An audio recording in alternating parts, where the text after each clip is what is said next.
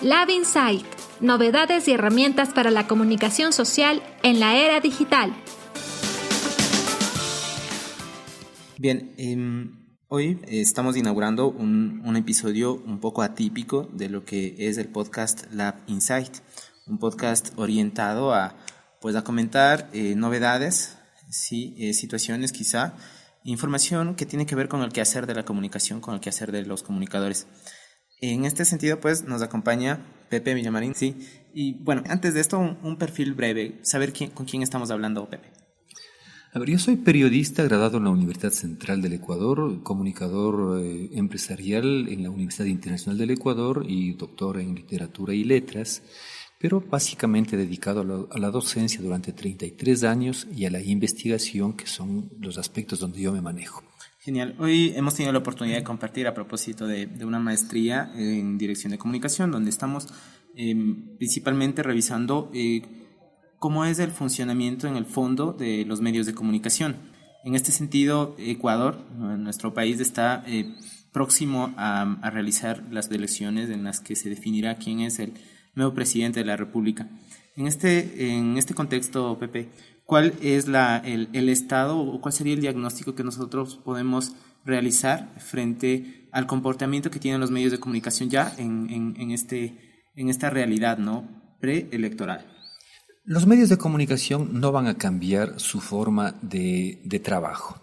Es que hay que partir de una realidad, hay que contextualizar primero qué son los medios de comunicación. Los medios son empresas periodísticas que pertenecen a un sector que necesita una plusvalía, que necesita obtener ganancias económicas de esa empresa, lo cual además es correcto y es justo. Una empresa tiene una característica socioeconómica, a veces más centrada en lo social y a veces más centrado en lo económico. Un medio de comunicación debería ser más centrado en la parte social. Pero también hay otros medios de comunicación, llamados medios públicos, los cuales se deben no precisamente a un sector empresarial, sino a un sector político, en este caso el gobierno nacional, y por lo tanto es allí donde va a haber estos enfrentamientos, entre comillas, en el manejo de contenidos entre los llamados medios privados y los llamados medios públicos, porque hay concepciones distintas y están defendiendo intereses distintos. Entonces, lo que hoy vamos a ver es lo que ya se ha manejado en estos 10 años del régimen de Rafael Correa, un enfrentamiento, una disputa por el sentido del discurso entre dos tipos de medios, los medios, entre comillas, independientes y los medios, entre comillas, públicos. Uh-huh. En este sentido, ¿qué debe saber el ciudadano? Bueno, las personas que no conocen de comunicación, ¿qué deben tener en cuenta? Remitámonos a la cuestión esta de la forma que tienen los mensajes para llegar para buscar quizá una reacción de parte de las audiencias. Según Aristóteles hay 3 tipos de discursos. Un discurso demostrativo que apela exclusivamente a la razón, que es el discurso científico. En el otro extremo está el discurso sugestivo que apela exclusivamente a la emoción y es propio de la publicidad. Y en el medio está el discurso persuasivo o discurso retórico que es propio del periodismo y que apela o debería apelar tanto a la emoción como a la razón. Y allí tenemos nosotros algunos estándares de calidad de la información que le permiten al periodista precisamente cumplir con este requisito ético de ser persuasivos en el sentido aristotélico, es decir, apelar a esas 2 partes sustanciales del ser humano, que es la cabeza y el corazón. Que, por ejemplo, contrastación de fuentes. Cuando yo no contrasto las fuentes, no estoy haciendo información, estoy haciendo propaganda. Propaganda entendida en el sentido de tratar de captar adeptos a una causa. Los medios privados tratan de buscar adeptos a la causa de la oposición al gobierno y los medios públicos, entre comillas, ganar adeptos a la causa del socialismo del siglo XXI. Los dos están haciendo propaganda y no están haciendo periodismo. Entonces, una forma de que el público, la audiencia, el lector, sepa si es que ese medio está actuando de manera ética y profesional es, entre otras, por ejemplo, la que acabamos de decir. Si es que el medio de comunicación da por lo menos las dos versiones de la realidad, eso es actuar éticamente, pero deberían ser muchas más versiones para que el lector, el radioescucha, el televidente, el cibernauta se forme una opinión libre y autónoma frente a esa realidad. Porque si le da solamente una versión, lo que está haciéndose es parcializándose a favor de esa versión y está invisibilizando el otro lado, y eso es buscar adeptos solamente a la causa de lo que él está visibilizando en sentido positivo. Y de eso pues podemos hablar de otros estándares de calidad de la información, pero yo creo que este es suficiente como para que el común de la gente pueda darse cuenta si el medio es ético y es responsable. ¿Cuál sería la fórmula? ¿Existe tal vez una receta que debe tener en cuenta el ciudadano, nosotros que estamos de alguna manera expuestos a los medios de comunicación, para que ya cuando llegue el momento definitorio en las elecciones pueda decidir? O sea, ¿cómo prepararse? ¿Cómo se prepara la gente para realizar un voto consciente con base en lo que vemos en medios de comunicación? El periodista no trabaja con verdades. En el periodismo no se habla de verdades, se habla solamente de verosimilitudes. O sea, aquello que es posible, aquello que es plausible. En ese sentido, lo que hay que hacer es trabajar con ética, con responsabilidad social de la que hablaba anteriormente, y las recetas realmente no existen y es mejor que no existan, pero sí podemos hablar de ciertos tips que nos pueden ayudar a identificar si es que hay ética y hay responsabilidad en ese manejo informativo. Y regreso a lo que ya dije anteriormente. La estrategia que más fácilmente el común de los lectores, de los radioescuchas, televidentes y cibernautas puede captar es el de la contrastación y equilibrio de fuentes. El momento en que se le dio al menos dos o más versiones de la realidad, ahí se está actuando adecuadamente. Es que hay que tomar en cuenta que el periodista no reproduce realidades, el periodista produce realidades. Él lo que hace es producir mundos posibles. Por lo tanto, la responsabilidad del periodista al dar solo una versión de la realidad es dar la versión del mundo que él cree o él quiere que se desarrolle aquí en el país. Pero lo que no debe hacer eso, porque eso es tratar de conducirle al lector, al individuo, a la audiencia hacia un objetivo determinado, y eso es antiético. Lo que tiene que hacer es darle un menú de posibilidades de las cuales el lector saque las que más le convenga, las que él crea que se ajustan más a su realidad, y sobre esa base tome decisiones plausibles. Ahora, esto no solamente se vive o es una cuestión que se hace más presente o que se hace mucho más frecuente en temporada electoral.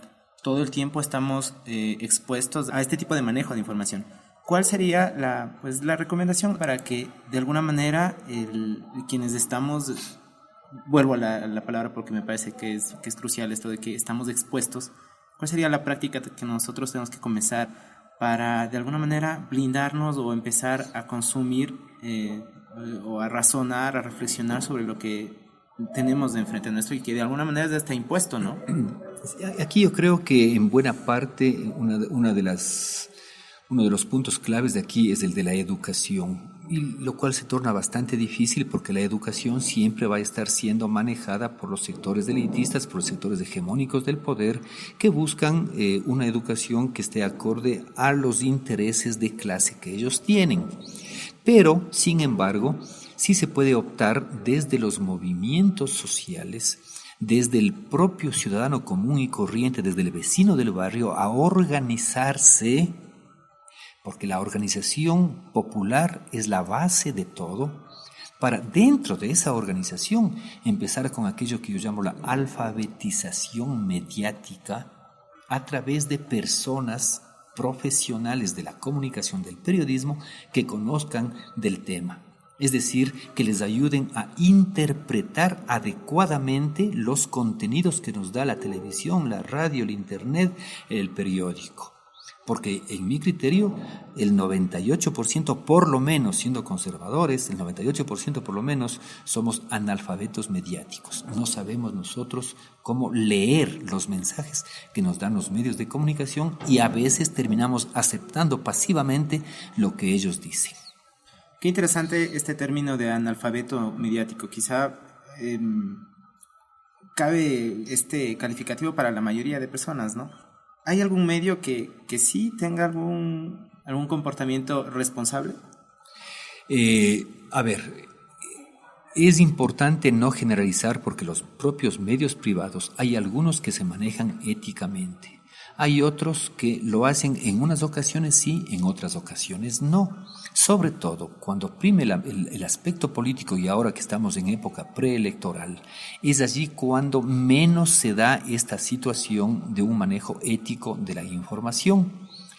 Pero en términos generales podríamos decir nosotros que son los medios públicos a quienes les corresponde por origen, por concepto, por filosofía, les corresponde desarrollar esta forma de hacer periodismo ético y responsable, porque ellos se deben a la ciudadanía, pero los verdaderos medios públicos, no los medios estatales o gubernamentales como son actualmente los denominados medios públicos.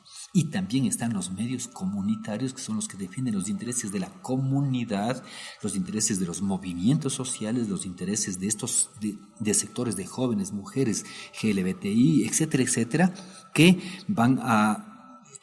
no están interesados en la parte comercial. Los medios privados, al ser empresas, han convertido la noticia en una mercancía. Como el medio público no es una empresa, a la noticia no le convierte en mercancía, sino en un bien social, en un bien público. El medio comunitario, como no es una empresa, no está buscando réditos económicos, tampoco le convierte a la noticia en una mercancía. Entonces son los que están más llamados a cumplir adecuadamente con esta responsabilidad social de los medios de comunicación. Así como están las cosas actualmente en el país, ¿nosotros los ciudadanos podemos confiar en los medios?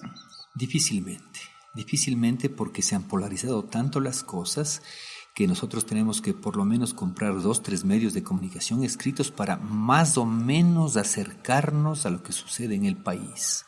Y lo que deberíamos hacer es tener uno como referente en el que nos den la una versión y la otra versión y nosotros podamos profundizar, nosotros como audiencias profundizar, ampliar, discutir y ya en el boca a boca, oralmente, en el aula de clases, en el patio del recreo, en la esquina del mercado, en la reunión familiar, etcétera, etcétera, pero a partir precisamente de esos mensajes que nos deben dejar pensando sobre la realidad actual.